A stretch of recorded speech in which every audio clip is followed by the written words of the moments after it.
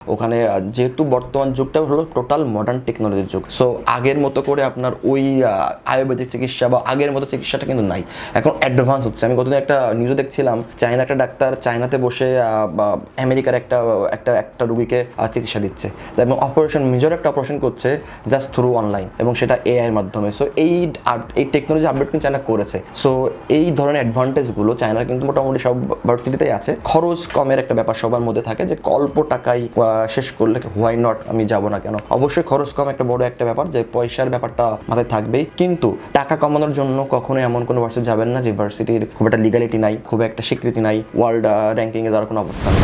China উচ্চশিক্ষায় 2026 September থেকে MBBS প্রোগ্রামে ভর্তি হওয়ার আগে যে ব্যাপারগুলো অবশ্যই আপনার জানা উচিত, এবং অবশ্যই এই জিনিসগুলো জানার পরে আপনি অ্যাপ্লিকেশন করবেন। প্রথমে যদি বলি যে চায়নাতে এমবিবিএস পড়াচ্ছে মানেই চলে যেতে হবে, ব্যাপারটা এমন না। বাংলাদেশেও কিন্তু অনেক ক্যাটাগরি ইউনিভার্সিটি আছে, অনেক সুবিধা অসুবিধা আছে। বিদেশের উচ্চশিক্ষাতে বিদেশের প্রত্যেকটা কান্ট্রিতে কিন্তু কোনো না কোনোভাবেই অ্যাডভান্টেজ আছে, ডিসঅ্যাডভান্টেজ, এবং এটাও কিন্তু অবশ্যই ম্যান টু ম্যান ভ্যারি করে। সো চায়না তো ব্যতিক্রম, চায়নাতেও কিন্তু সবকিছু আপনার ভালো লাগবে না, ভালো হবে না। সো কয়েকটা কারণ আমি উল্লেখ করবো, যে কারণগুলো অবশ্যই আপনাকে দেখে নিতে হবে যে এমবিবিএস প্রোগ্রাম ভর্তি হওয়ার আগে এটা আসলে আপনার সাথে যাচ্ছে কি যাচ্ছে না। যদি মনে হয় এইটাতে আপনার প্রবলেম ক্রিয়েট করতে পারে, তাহলে অবশ্যই আমি বলবো চায়নাতে না যাওয়া বেটার। সেই ক্ষেত্রে প্রথম যে রিজনটা দিব, আপনি চায়নাতে অ্যাডমিশন এমবিবিএস নিতে যাচ্ছেন এমবিবিএস প্রোগ্রামে, অ্যাডমিশন নেওয়ার আগে অবশ্যই দেখবেন আপনি যে ভার্সিটিতে অ্যাডমিশন নিচ্ছেন বা ভার্সিটি যেতে যাচ্ছেন ওইটা বিএমডিসি অ্যাপ্রুভ কিনা বা ডব্লিউএসি অ্যাপ্রুভ কিনা। এখন বিএমডিসি অ্যাপ্রুভটা কেন ইম্পর্টেন্ট? বিএমডিসি অ্যাপ্রুভটা ইম্পর্টেন্ট হলো, বাংলাদেশ সরকার একটা নীতিমালা আছে যে আপনি যদি বিদেশ থেকে এমবিবিএস পড়াশোনা করেন বা শেষ করে বাংলাদেশে ব্যাক করেন, সো আপনি তখনও বাংলাদেশের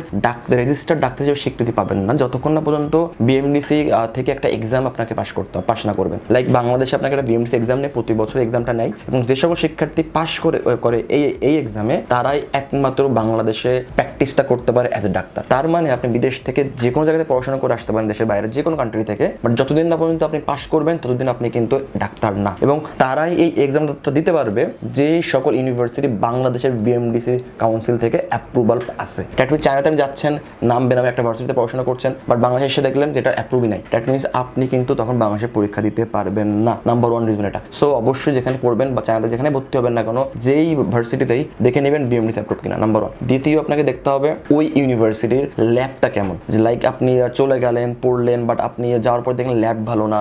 ওখানে যেহেতু বর্তমান যুগটা হলো টোটাল মডার্ন টেকনোলজির যুগ, সো আগের মতো করে আপনার ওই আয়ুর্বেদিক চিকিৎসা বা আগের মতো চিকিৎসাটা কিন্তু নাই, এখন অ্যাডভান্স হচ্ছে। আমি গতদিন একটা নিউজে দেখছিলাম, চায়না একটা ডাক্তার চায়নাতে বসে আমেরিকার একটা রুগীকে চিকিৎসা দিচ্ছে এবং মেজর একটা অপারেশন করছে জাস্ট থ্রু অনলাইন, এবং সেটা এআইয়ের মাধ্যমে। সো এই টেকনোলজি আপডেট কিন্তু চায়না করেছে। সো এই ধরনের অ্যাডভান্টেজগুলো চায়নার কিন্তু মোটামুটি সব ভার্সিটিতেই আছে।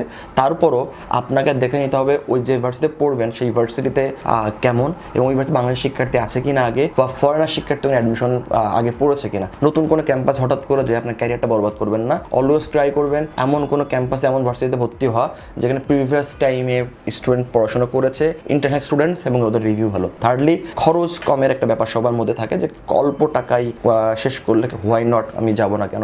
অবশ্যই খরচ কম একটা বড় একটা ব্যাপার, যে পয়সার ব্যাপারটা মাথায় থাকবেই, কিন্তু টাকা কমানোর জন্য কখনো এমন কোনো ভার্সিটি যাবেন না যে ভার্সিটির খুব একটা লিগালিটি নাই, খুব একটা স্বীকৃতি নাই, ওয়ার্ল্ড র্যাঙ্কিং এ যাওয়ার কোনো অবস্থান নাই। কারণ আপনাকে কিন্তু মাথায় রাখতে হবে, আপনি এমবিবিএস পড়তে যাচ্ছেন 6 ইয়ার্স 5 ইয়ার্স প্রোগ্রাম, মোটামুটি আপনার 30-40 লক্ষ টাকা খরচ যাবে।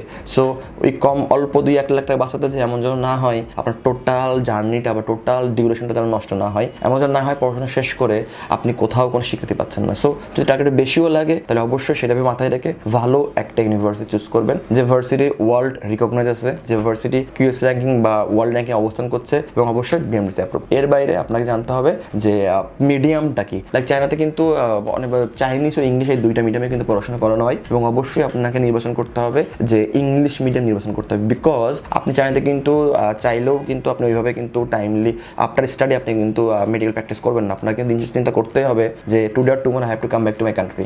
সো দেশে বা দেশের বাইরেও যেন সেই সমানভাবে গ্রহণযোগ্যতা পাই, সেটার জন্য কিন্তু অবশ্যই ইন্টারন্যাশনাল সার্টিফিকেটের জন্য ইংলিশটা খুব ম্যান্ডেটরি বা খুব ইম্পর্টেন্ট। তো অবশ্যই আপনি চেষ্টা করবেন আপনার টোটাল পড়াশোনা যেন ইংলিশ মিডিয়ামে হয়। সো এটা আপনাকে মাথায় রাখতে হবে।